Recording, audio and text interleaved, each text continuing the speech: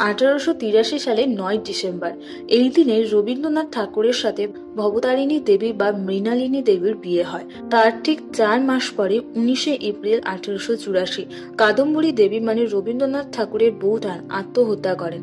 তার দুদিন পরে 21 এপ্রিল তার মৃত্যু হয়। শোনা যায় কাদম্বরী দেবী একটি চিঠি লিখেছিলেন মৃত্যুর আগে। দেহ উদ্ধারের পর সেটাও পাওয়া যায়, কিন্তু দেবেন্দ্রনাথ ঠাকুরের নির্দেশে সেসব পুড়িয়ে ফেলা হয়। জ্যোতিরিন্দ্রনাথকে পাঠানো চিঠিও পুড়িয়ে ফেলা হয়েছিল। এমনকি কাদম্বরী দেবীর পোস্টমর্টমও করতে দেওয়া হয়নি। সব আয়োজন, ডেথ রিপোর্ট হয়েছিল ঠাকুর বাড়িতে বসে দেবেন্দ্রনাথের সামনে। এমনকি কোনো খবরের কাগজে যাতে এই খবর না প্রকাশিত হয় সেই ব্যবস্থাও নিয়েছিলেন দেবেন্দ্রনাথ। রীতিমতো ঘুষ দিয়ে মুখ বন্ধ করানো হয় সাংবাদিককে। লক্ষ্য করলে দেখা যাবে তখনকার সংবাদপত্রের কোথাও এ নিয়ে সামান্য লাইনও লেখা নেই। তবে কাদম্বরী দেবী কেন আত্মহত্যা করলেন? তার এই আত্মহত্যার পেছনে কি দায়ী ছিল একমাত্র রবীন্দ্রনাথ ঠাকুর? তাদের মধ্যে আসলে কি সম্পর্ক ছিল? দেবেন্দ্রনাথ ঠাকুরের 7তম সন্তান জ্যোতিরিন্দ্রনাথ ঠাকুরের স্ত্রী কাদম্বরী গঙ্গোপাধ্যায়। মাত্র 9 বছর বয়সে শাঁখা সিঁদুর, লাল বেনারসি পরে চতুর্দোলায় চড়ে ঠাকুর বাড়িতে প্রবেশ করল কাদম্বরী। কাদম্বরীর পিতা শ্যাম গঙ্গোপাধ্যায় ছিল ঠাকুর বাড়ির বাজার সরকার, তাই যোগাযোগ বহু পুরানো। আর্থিক ও সামাজিক প্রতিপত্তিতে মিল ছিল না, তবু দেবেন্দ্রনাথের নির্দেশেই হয়েছিল এই বিয়ে। জ্যোতিরিন্দ্রনাথের বয়স তখন 19। অন্যদিকে রবীন্দ্রনাথ সবে 7 বছরের, অর্থাৎ বয়সের দিক থেকে মাত্র 2 বছরের বড় ছিলেন তার নতুন বউঠান। এক কথায় নিজের খেলার নতুন সাথী পেয়ে আত্মহারা ছিল সে। তবে ঠাকুর বাড়ির সকল সদস্য যে শ্যামল গঙ্গোপাধ্যায়ের কন্যাকে নিজেদের সমকক্ষে বসাতে পারছিল তা কিন্তু নয়। কাদম্বরী যখন জোড়াসাঁকোতে এসেছিলেন তখন তিনি ছিলেন সম্পূর্ণ অশিক্ষিত। তার জন্য প্রাথমিক শিক্ষার ব্যবস্থা করা হয়েছিল ঠাকুরবাড়িতে। সেই কাদম্বরী ঠাকুরবাড়ির শিল্প সাহিত্যের মধ্যমণি তথা রবীন্দ্রনাথের সাহিত্য প্রেরণা হয়ে উঠেছিল খুব দ্রুত। তিনি একদিকে যেমন ছিলেন বড় বেশি কল্পনাপ্রবণ, অন্যদিকে আবার উদ্যমী আর সাহসী। স্বামীর কাছ থেকে তিনি ঘোড়া চালানো শিখেছিলেন। তখনকার দিনে এমন শখ শুধু বিদেশিনী মেমদেরই থাকতো, তাই তার নিয়মিত ঘোড়া চড়ে বাদামি মেম সেজে বেড়াতে যাওয়াটা বাঙালি নারী মহলে কানাকানি ফেলে দিয়েছিল। শিল্প বা সাহিত্যের মাপে তো নয়, কাদম্বরী দেবীর পরিবারের সামাজিক ও আর্থিক অবস্থান ঠাকুর বাড়ির থেকে বহুগুণ নিচে ছিল। তার ঠাকুরদার দ্বারকানাথের কাছে চাকরি করতেন চাকরি হিসেবে, যার কাজ ছিল ঠাকুর বাড়িতে প্রতিদিন আসা সন্দেশ কতটা টাটকা সেটা চেখে দেখা। তাকে ঠাকুর বাড়ির বউ করে আনার একমাত্র কারণ ছিল তিনি জাতে ছিলেন বিড়ালি ব্রাহ্মণ। এদের সনাতন সমাজে বিয়ের অযোগ্য মনে করা হতো, কারণ এরা ছিল সেই 2 ব্রাহ্মণের বংশধর যারা 15শ শতাব্দীতে যশোরের মোহাম্মদ পীর আলীর মাজারে গো মাংস ভক্ষণ করেছিলেন। বিকালের দিকে জ্যোতিরিন্দ্রনাথ ঠাকুর যখন অফিসের কাজে ব্যস্ত থাকতেন সেই সময়টা বৌঠানকে সাহিত্য পড়ে শোনাতেন রবি।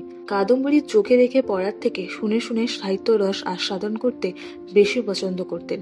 পাঠের বিষয়বস্তু বেশিরভাগ দিনই থাকতো রবি নিজের লেখা কবিতা অথবা তৎকালীন বাংলা সাহিত্যের নাম করা কোনো সাহিত্যিকের উপন্যাস। যেমন তখন বঙ্গদর্শন পত্রিকা ধারাবাহিকভাবে ছাপা হচ্ছিল বঙ্কিমচন্দ্রের বিষবৃক্ষ।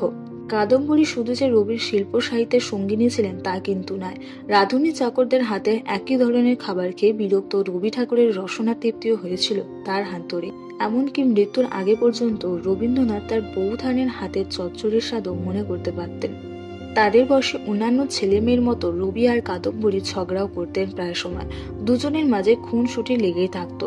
কাদম্বরী ফ্যাশন করে পোশাক করার অভ্যাস নিয়ে দুজনের মধ্যে প্রায়ই ঝগড়া হতো। রবি হয়তো বৌঠানের এই লোক দেখানো পোশাক পরার বিরুদ্ধে কিছু একটা বলতো, অন্যদিকে তিনিও রবিকে জ্যাঠামো করো না বলে চুপ করিয়ে দিতেন।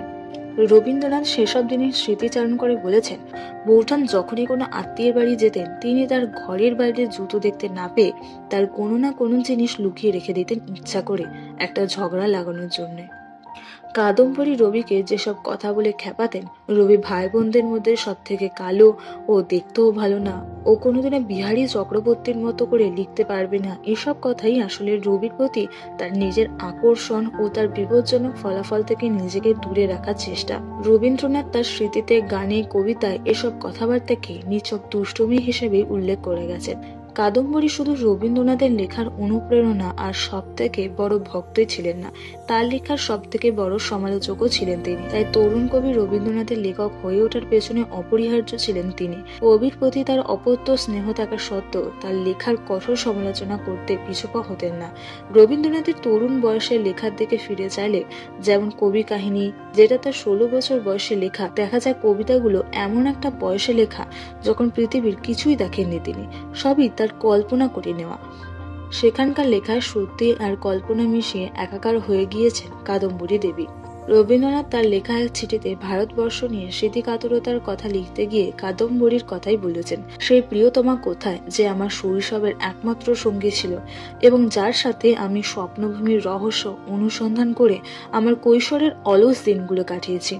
আমার সেই হৃদয়ের রানী মারা গেছেন এবং পৃথিবী তার সৌন্দর্যের দুয়ার আমার জন্য বন্ধ করে দিয়েছে, যা মানুষকে মুক্তির স্বাদ দেয়। রবীন্দ্রনাথের জীবনীকারের অনেকেই কাদম্বরী দেবীকে তার তরুণ বয়সের সব থেকে প্রভাব সঞ্চারী নারী, খেলার সাথী ও জীবন দেবতা ইত্যাদি ইত্যাদি বলেছেন। কিন্তু কাদম্বরী রবীন্দ্র জীবনে কি ছিলেন সেটা তার নিজের লেখনী থেকেই বেশি ভালো প্রকাশ করা যায়। রবীন্দ্রনাথের কথায় মানুষের হৃদয়টা তরল, তাই পাত্র বদল হলে তার আকার বদল হয়, কিন্তু খুব কম সময় তাকে এমন পাত্রে রাখা হয় যেখানে তার কোনো অভাব কিংবা সংকোচন বোধ হয় না। কাদম্বরী দেবী ছিলেন রবির এমনই এক পাত্র যেখানে পূর্ণতা পেয়েছিল রবীন্দ্র হৃদয়। তাই হয়তো আজীবন তার স্মৃতি স্নেহ ভরে বয়ে বেরিয়েছিলেন তিনি।